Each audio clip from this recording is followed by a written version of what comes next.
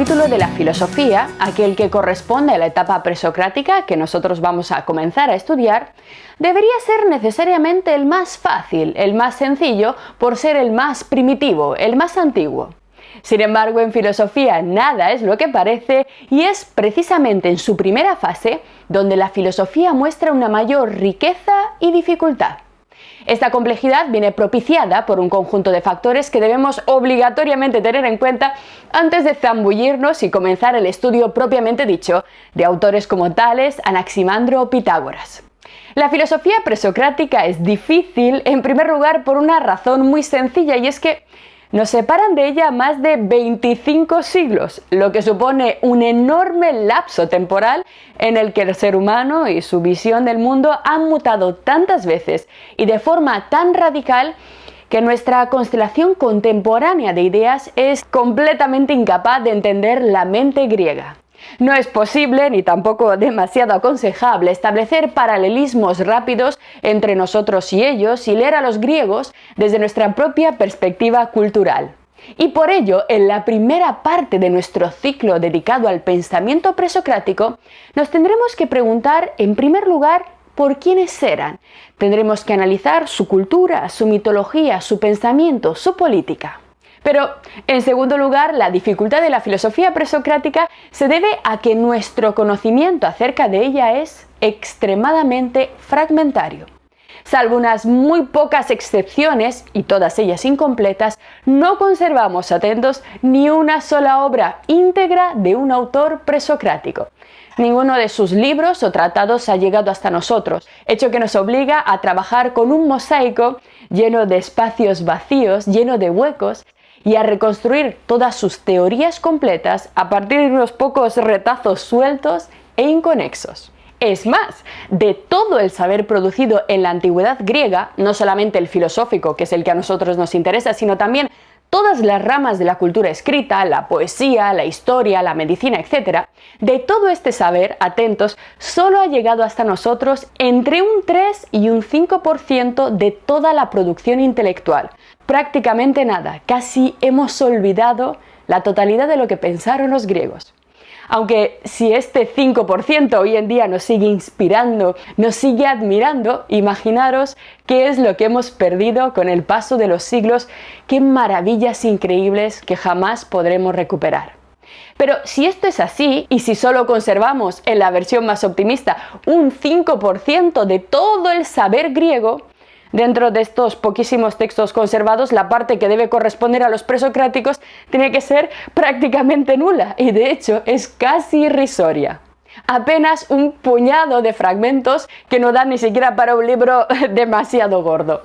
El primer problema, por tanto, del estudio de la filosofía presocrática y que la llena de dificultad es que apenas contamos con materiales para su estudio. Pero este no es el único de nuestros problemas, y es que unida a la escasez de textos, se asocia el hecho de que aproximadamente el 98% de la información de la que hoy en día disponemos acerca de las teorías, de las ideas que sostuvieron los presocráticos, no se las debemos a ellos, sino a autores muy posteriores, a aquellos conocidos como los comentaristas y los doxógrafos del período clásico, tardío y medieval. Pero, ¿quiénes fueron estos comentaristas? Fijaros, la palabra doxógrafo significa literalmente en griego aquel que escribe acerca de las opiniones de los otros, el que pone por escrito las teorías de los demás. Bueno, estos comentaristas fueron en general filósofos que vivieron en épocas posteriores, a veces muy posteriores, y que a la hora de tratar en sus propios libros, en sus propias teorías, una cuestión específica, un tema filosófico específico, tuvieron la amabilidad y se tomaron la molestia de enumerar también todas las teorías que se habían mantenido al respecto de ese problema concreto con anterioridad. Y de esta forma hemos conservado lo que dijeron los presocráticos. Algunos de los más importantes de estos comentaristas y doxógrafos fueron, por supuesto, Séneca, Proclo, Porfirio, Diógenes Laercio, todos ellos romanos, o mucho más conocidos y griegos, Aristóteles y Platón. Teniendo en cuenta este hecho, el de las fuentes intermedias, es posible distinguir entre todas las diversas referencias que han llegado hasta nosotros acerca de los presocráticos dos tipos de textos fundamentales. En primer lugar, encontramos los llamados fragmentos, que suelen ser normalmente frases muy cortas, como vamos a leer en nuestros textos, a veces, si tenemos suerte, algún párrafo un poquito más largo, pero que tienen una enorme relevancia, ya que los fragmentos eran aquellas frases que formaban parte literalmente de las obras originales de los presocráticos.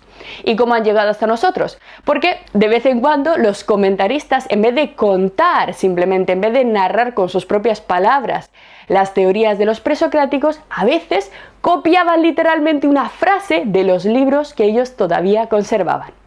En segundo lugar, junto a los fragmentos, tenemos las llamadas noticias, que es el nombre que los especialistas han dado precisamente a lo recogido, a lo narrado por los comentaristas. Si bien no se trata efectivamente de fragmentos originales, son textos extremadamente importantes, ya que sin ellos nos sería absolutamente imposible reconstruir de una forma medianamente coherente ninguna de las teorías de los presocráticos. Es decir, sin las noticias literalmente no tendríamos ninguna noticia, ninguna idea de qué defendían los presocráticos.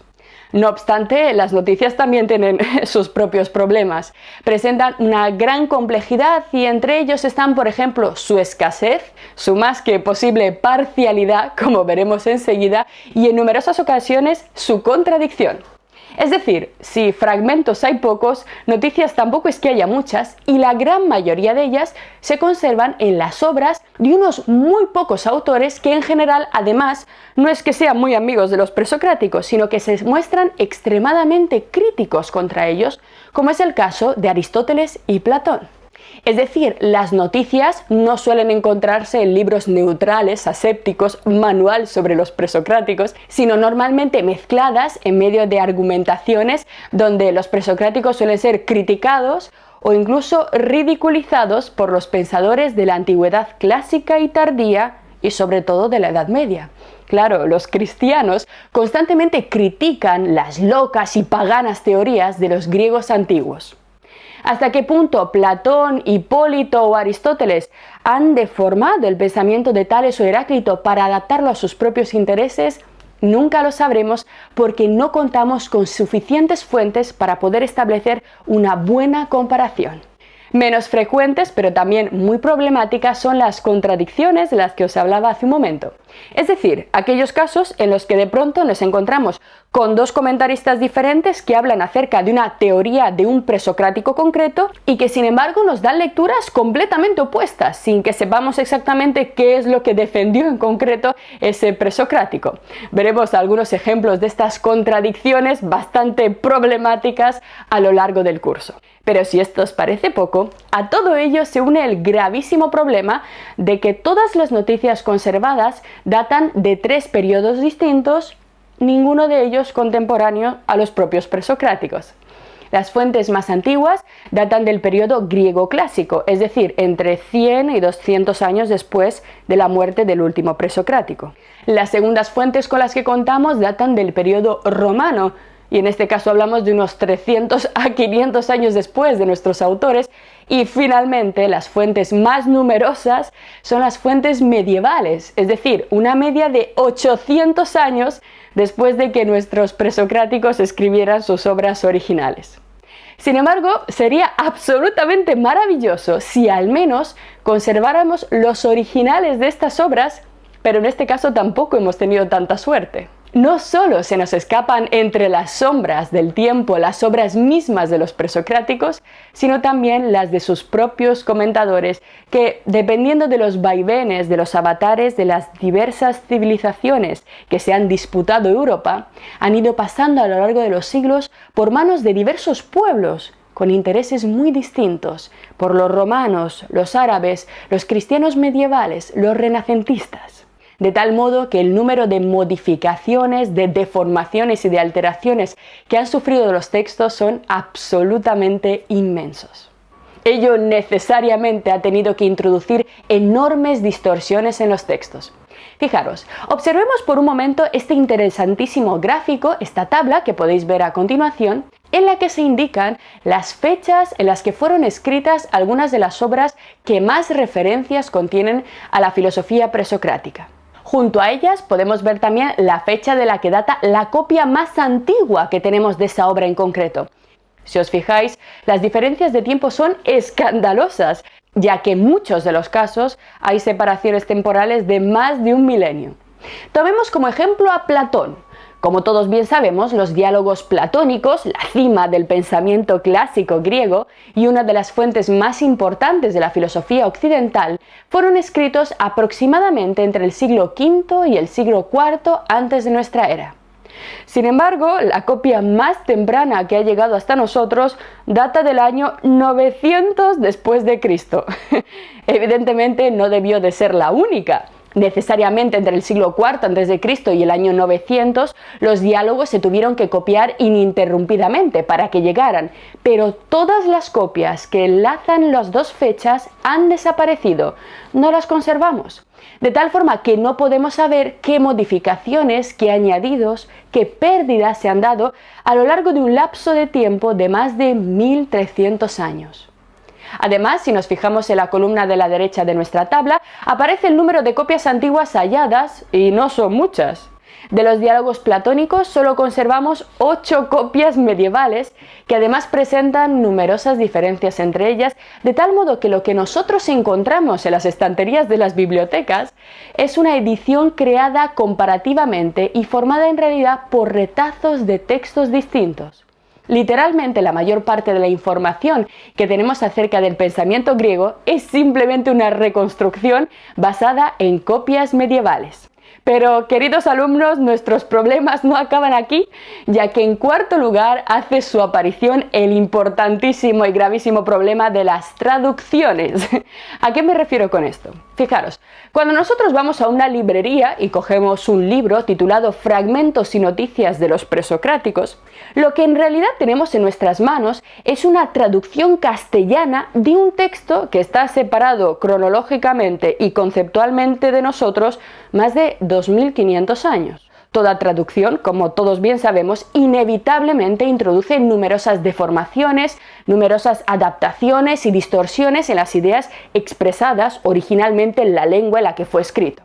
Además, ocurre otra cosa, y es que nuestro libro no solamente está traducido al castellano, sino al castellano contemporáneo. De hecho, si tenéis ocasión de hacerlo, os recomiendo que cojáis una traducción, por ejemplo, de la Metafísica de Aristóteles del año 2008 y que la comparéis con una traducción en castellano también de la Metafísica de los años 60, de los años 70.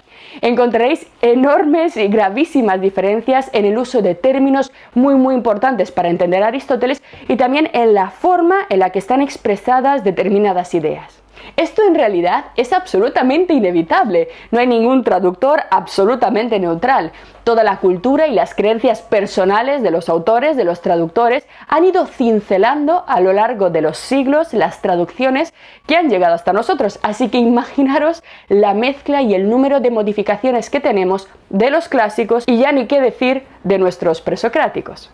Así, a lo largo de nuestro ciclo doble dedicado al pensamiento presocrático, leeremos la práctica totalidad de los fragmentos y noticias que hemos conservado acerca de estos pensadores, pero siempre con la precaución de saber que estamos ante un periodo muy difícil de abordar con absoluta seguridad. No es lo mismo estudiar o leer a los presocráticos que, por ejemplo, a Descartes, del cual conservamos no solamente toda su obra, sino incluso manuscritos de su puño y letra.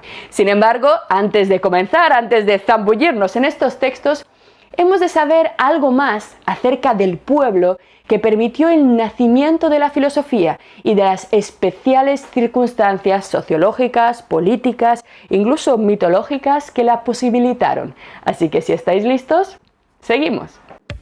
Lo que acabas de ver es solo un pequeño fragmento de nuestro curso. Si quieres disfrutarlo en su totalidad y descubrir muchos otros cursos, también de historia de la ciencia y de historia del arte, visita nuestra web anaminecam.com. Y recuerda, este proyecto solo es posible gracias a nuestro programa de microfinanciación.